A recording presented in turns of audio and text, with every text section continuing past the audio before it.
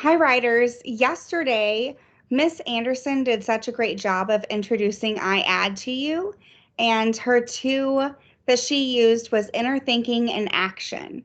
Today, I'm going to add on another layer with introducing the D and the D of the IADD mnemonic.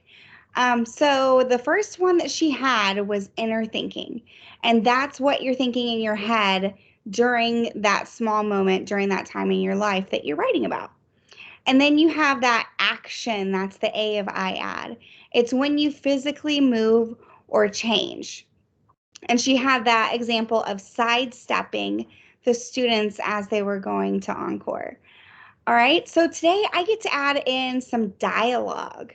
And I love writing dialogue, but it can become so tricky, especially with our personal narratives, because we have to kind of dig back into that moment and make a movie in our minds and even think about, well, what would that person say? I don't quite remember what exactly was said. But dialogue can be pretty fun because it lets us know the other characters and the dynamics and that tone of your story a little bit better. And then finally, I get to chime in a little bit and help you with descriptions. And I know you guys have had descriptions since like kindergarten. And that is when objects and actions are represented using the sight, taste, smell, touch, and sound, all of your senses. We've been working on those since you guys were little.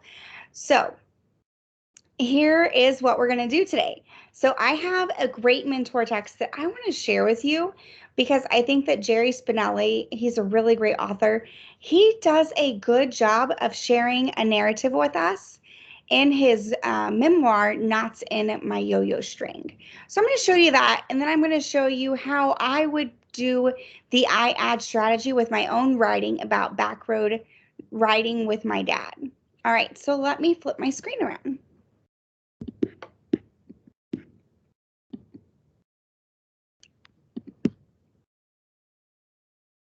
Okay, so here we have the IADD strategy. And first, I just want to read this short little memoir from Jerry Spinelli to you. In the warmer months of the year, the hokey pokey man roamed the streets of the town, pushing before him a white wooden cart. The bed of the cart was occupied by a block of ice covered with a dish towel. Flanking the ice were 2 rows of bottles containing flavored liquid in a variety of colors that always reminded me of a barbershop shelf.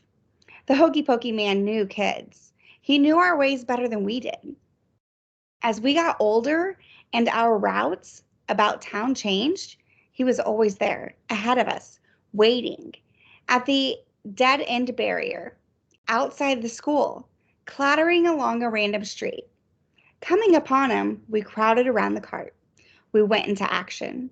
He flipped off the dish towel, grabbed the ice shaver, clacked it like a castanet, and scraped ice until the scoop was full. He deposited a white snowball into a paper cone and awaited the first to order.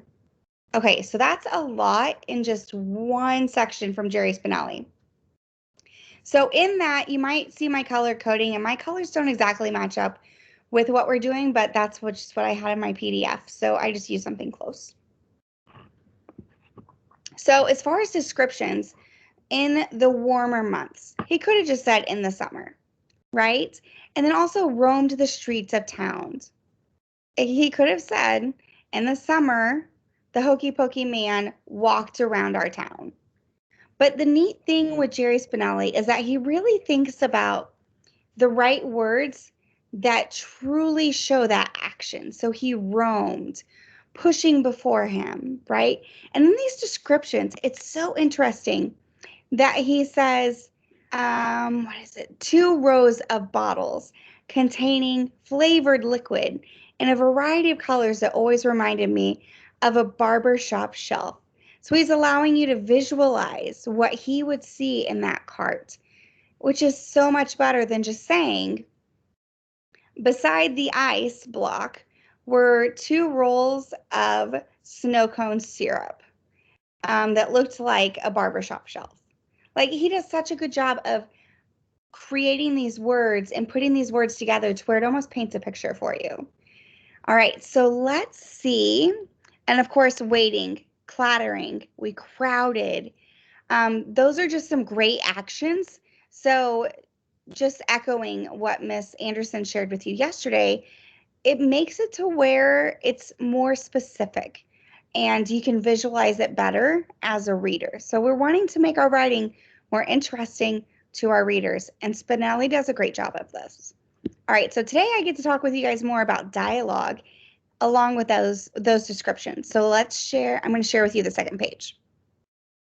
Lime. He snatched the lime bottle, shook it, and presto, bright green snowball. Grape, orange, lemon. I waited till last, thinking about the flavors. I always decided on root beer. We took off then, relishing the winter on our tongues, giving no thought to the hokey pokey man. For he was not someone to think about, he was simply there, where we were. And then in time he wasn't. Though still on a summer's day, when heat waves dance above the street, I sometimes imagine I see him in the distance, waiting where I have yet to arrive. Here you see these great dialogue pieces where the kids are shouting out the flavors that they want. All right, notice, I love the way that they space this because as a writer, I was like thinking for my own writing over here, I had it all like this. It was just one big blocky paragraph, right? But then I was like, well, how do real authors do this? And I had to go back and remind myself by finding this Jerry Spinelli text. So I looked at Jerry Spinelli's text and I'm like, okay, so how do writers really write this way? How are they really using the dialogue in this descriptions? So this is a great text, and I'm going to put it in today's lesson for you so that you can also look at this text because it gives you great ideas of different words that you could use. Maybe you can borrow some from Jerry Spinelli. So here's what I did. So here's like what my boring paragraphs look like, and then this is after adding IADD. So I had so much fun at the lake today. I wonder if I can lean over on Dad and take a quick nap. So there's my inner thinking. So according to the key that Miss Anderson shared with us, I'm going to code that with inner thinking so that then we remember that, hey, this is my inner thinking and that I'm trying out that IADD. Slowly, I begin to lean to my left and place my head on my dad's upper arm. He gently wraps his arm around my shoulders. Dawn, pop Pat Benatar into the radio for me. So see right here, this is a section where I took notes from what Jerry Spinelli was doing. So he completely dropped down to a new line whenever somebody spoke. So that's what I chose to do. I'm trying out what Jerry Spinelli showed me in his text. So then a new action.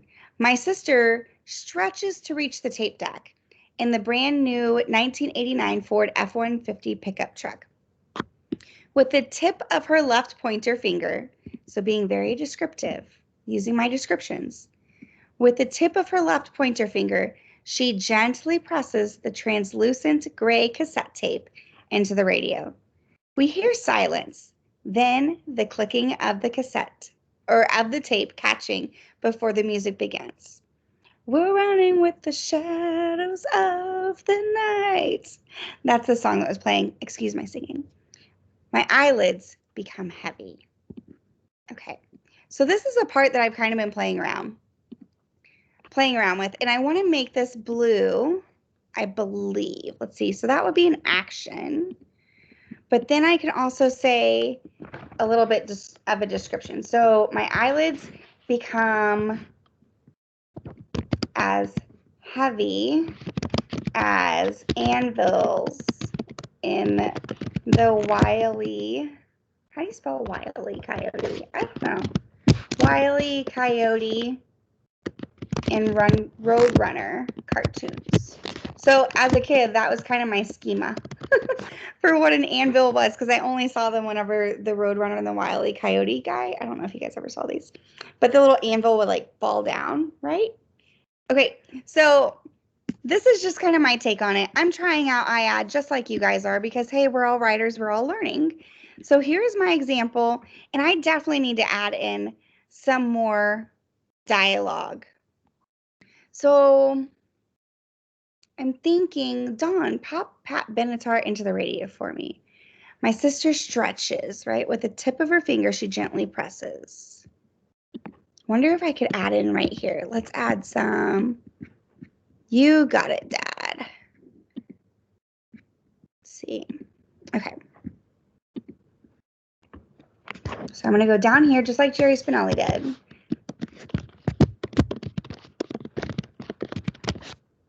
Uh-oh, my colors didn't change. She said with a big toothy grin.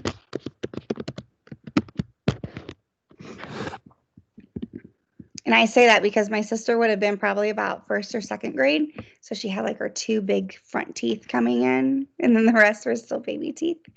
So that's what that makes me think of. I still keep messing up with this. I'm so sorry, guys. There we go. You got it, Dad. She said with a big toothy grin. So then that big toothy grin, well, that's more description. So I'm going to color code that with orange. All right. So writers, today, I know this was kind of lengthy, but I wanted to share with you this great mentor text. So use this text and then try out some IADD to make your writing even better. Because if you look at this, like, that is not so good. But if you try out some IADD,